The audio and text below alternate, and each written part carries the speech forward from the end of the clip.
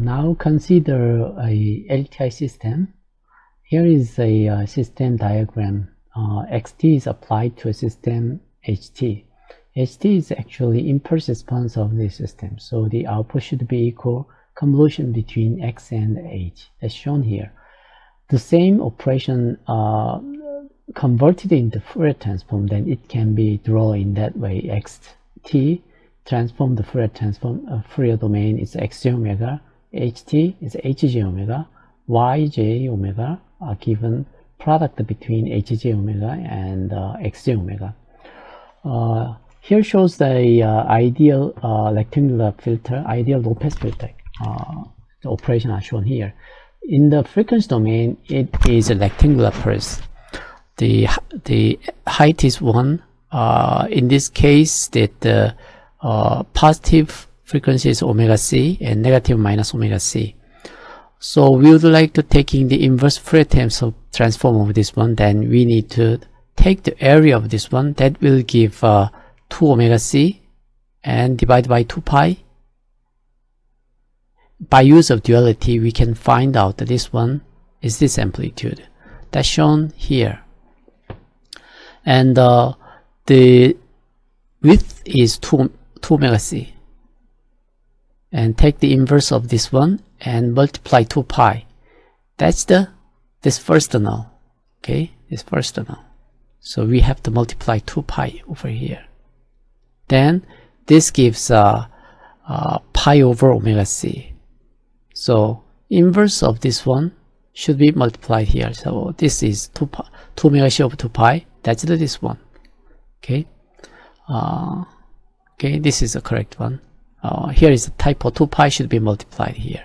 So I mean that 2 pi over 2 omega c is the first null position. And the impulse response is shown here. HT looks like this one, but event is occurred at t equals 0. But the t equal less than 0, there is some response that exists. Because of this one, this is non-causal filter. This one is a non-causal filter, and the stem response of the filter can be understood like this way.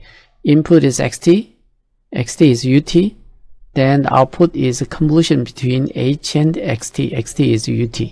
So unit step is just the integration of this one. So minus infinity to t, h tau is this one.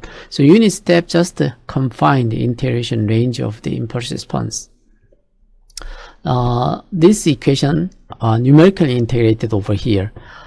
Impulse response are shown here. That's the sinc function, and time variable is defined here.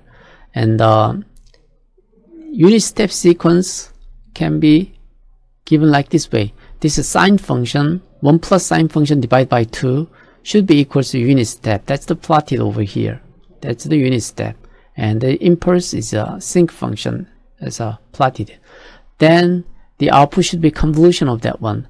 The convolution corresponding the accumulation of impulse response up to t. So that's this one, accumulation of impulse response. And then we just plot those 3 of them. So impulse response is step and yt. And we know that the first null occurred at the pi over omega c. That's this point. Pi over omega c. Here is also pi over omega c. That's this point. Okay. So from here, that how the LTI system are function in time and spectral domain. And here is another example, the RC circuit. In the RC circuit, the current flow through R can be found by this Ohm's law. And by the terminal characteristic of the capacitor, you know that amount of charge stored in the capacitor is C times VO. T. So this is the stored amount of charge at the output capacitor. By taking derivative with respect to time, dq of dt gives the current flow through the capacitor, but the resistor current should flow through the capacitor because of series connection. This equality should be satisfied. C dVO over dt is the current flowing through both of resistor and the capacitor. So this equation can be rewrite over here. Divide by C, then dVO over dt is this one, and RC over VO are here, and RC over VI are given in these equations. This one is a behavior over RC circuit. From here, we define the 1 over RC as omega 0. Let's define that one. Then take the Fourier transform of this one. Take the Fourier transform over this one. Then Vi minus Vo divided by R, I equals to C times dVO over dt. D of dt can be replaced j omega in the spectral domain, so it can be given in these equations.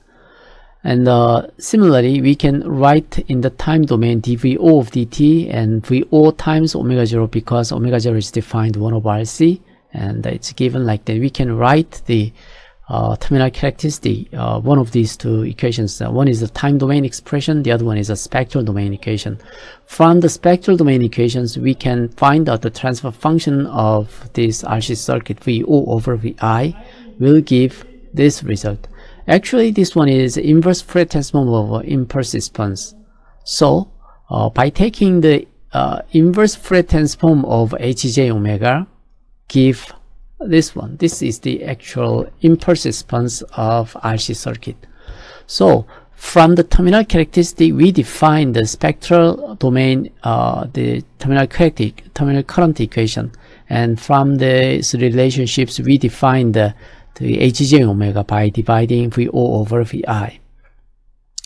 And we have then we have transfer functions like this way.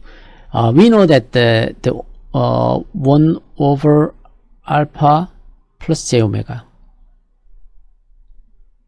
inverse Fourier transform will give e to the minus alpha t. Okay, this was the Fourier transform relationships. Spectral domain has 1 over alpha plus j omega. Then in the time domain, it's corresponding to e to the minus alpha t. So by use of that one, we can write the impulse response should follow exponential function. And when we plotting this spectral domain function, we call that is the frequency response. We can plot this one in the magnitude versus omega. That's this one, and the angle can be plotted over here. That is shown here. That this code shows that how to plot the magnitude response of these the transfer functions, magnitude and the phase. So that's the one of the example by use of a simple RC circuit. Impulse response and the unit step response of RC circuit. We know that the impulse response, at this moment we just normalize omega 0 is 1. Okay, omega 0 corresponding RC 1 over RC time. Okay, this is normalized as 1. Firstly, ht then given e to the minus t. Okay, omega 0 is 1, then it's given like that. So that's the calculated at here. Exponential minus t is given here. And in case of unit step should be positive if t is positive. That's this part. So here defined some time. Time is estimated from -1 to 5. -1 to 5 is time variable defined 101 point, and find out the positive index of the time. So this means the only positive time it should be 1, and the originally it was zeros. And the HS is impulse response is the same. Impulse response originally was 0, but in the positive index cases we can calculate it, exponential minus t in such a way, and it is plotted at the okay, maybe AX1 plot the impulse response at here.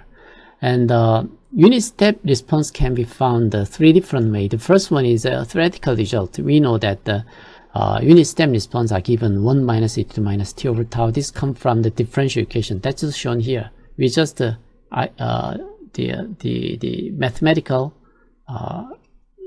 way we solve the differential equations, then the solution looks like this one.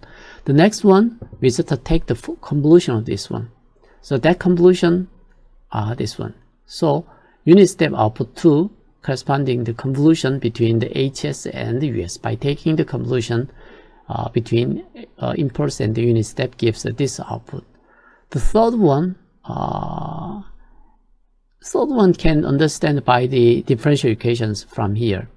You know that the output next time step output are accumulated by this much. You know that dVO over dt is a rate of change according to along the time. By multiplying time, it gives actually delta VO, output change, amount of output change that is added. Then the next output voltage can be estimated. Ideal output voltage can be estimated step by step. So at the nth steps, output is this one. Then n plus 1th step output can be found by adding output voltage change.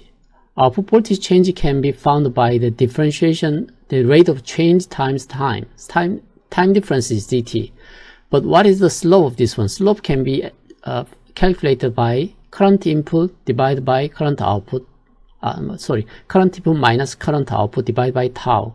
This gives the slope of the output voltage. So that is found from here, that the input is at this moment is unit step. That's the input, and the current output is this one. So input minus current output divided by tau. That's this one related to the slope of the change of slope. So by multiplying time difference, then current output plus output step change will update the output the next time. So that is this method. Okay, then I show here 3 different approaches. One is a mathematical result, the other one is by taking convolution, and the last one is a property of differential equations. By use of that, we can estimate the output. I plotted those 3 of unit steps output are shown here, but okay, here this one is the first one, and the second one plotted, okay, this one, and the last one also plotted as green. So you can see 3 curves are overlapped each other. It estimates very closely each other.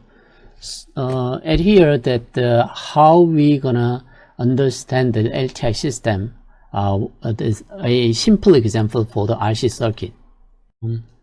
In these sections, we will study for the differential equation and the Fourier transform relationship. Here is a RC circuit.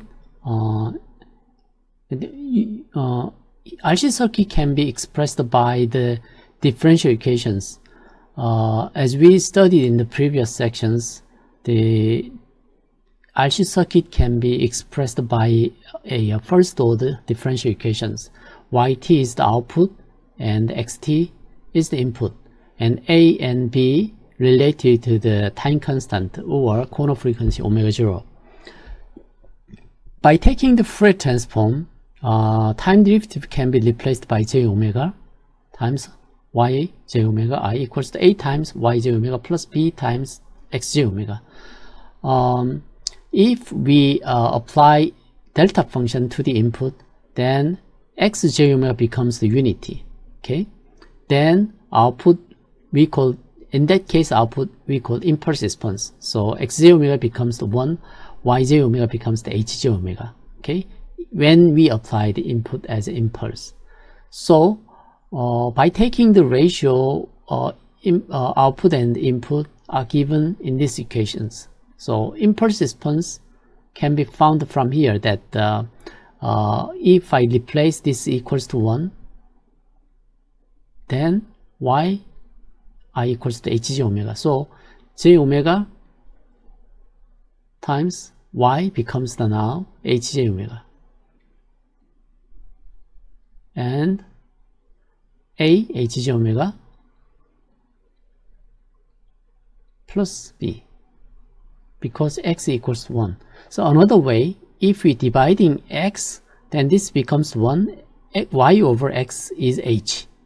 Y over x is h. In the either way, you can think about that the hj omega are given in this way.